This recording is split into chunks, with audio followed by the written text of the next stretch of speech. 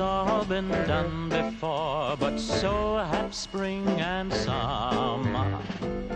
We welcome them the more that each is not a callow newcomer. It's all been said before by Swift who said it better. Or if not Swift, then someone else has played with every letter of the alphabet. It's still worth saying yet, the sun still shines.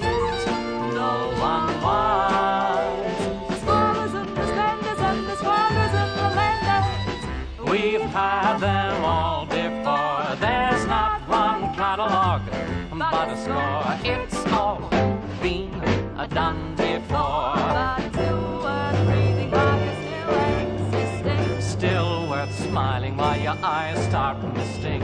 Still worth yelling while the pain's persisting. Though it's all been done before.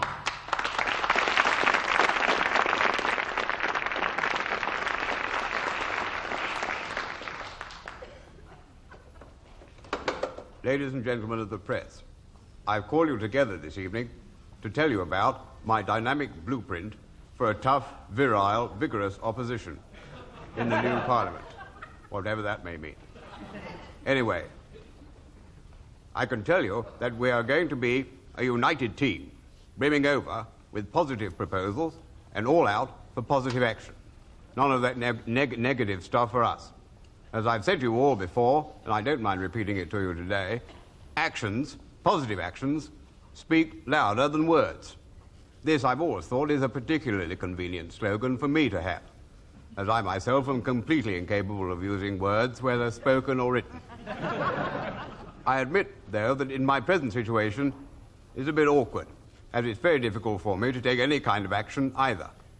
That's one of the troubles of being in opposition, I always say.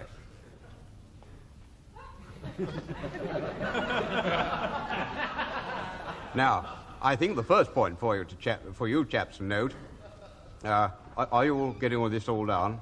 I'm not going too fast for you. Good. The first point is that I've cut down the size of the shadow cabinet. This, I need hardly tell you, is a revolutionary step, typical of my tough and virile leadership. In fact, it's so tough and revolutionary that it's exactly what the Conservative Party did after the 1945 election. But there's really a very simple reason for it. This part, by the way, is off the record. The reason is that we simply haven't got the chaps. Simply haven't got them.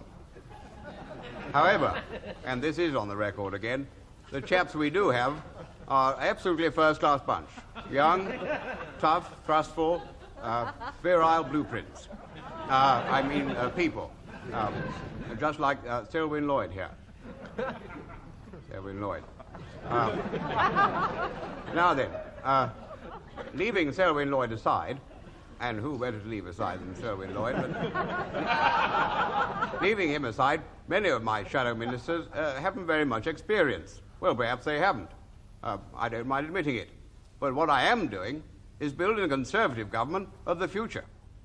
After all, as many people have pointed out, some of our leaders will be in their 60s in the 70s. More to their point, they'll be in their 80s in the 90s, which is about the earliest we can expect to form a government. By then, I calculate I shall be 78 years old, and Selwyn here will be even older. Won't you, Selwyn? Yes. Shut up, Selwyn.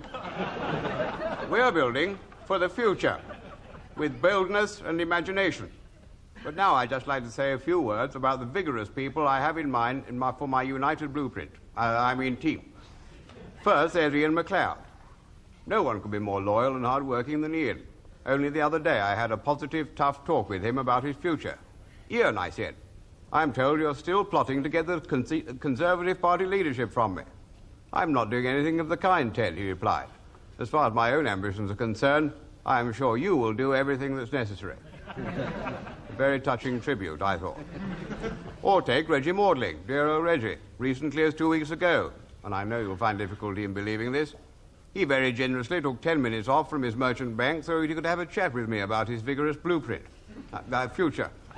It was a gesture of personal sacrifice which I much appreciated and symbolized, I think, the keenness and zest for battle which distinguishes this new, young, thrustful, vigorous, virile blueprint. Opposition. But let me conclude with some of the other young, vigorous, thrustful, virile pacemakers we got in this united blueprint of ours. Who else is there? Well, of course, there are all the dynamic new talents who were elected to Parliament last month. For example, that brilliant young man, Anthony Barber, no. Mr. Gordon Walker? Not Gordon Walker, no.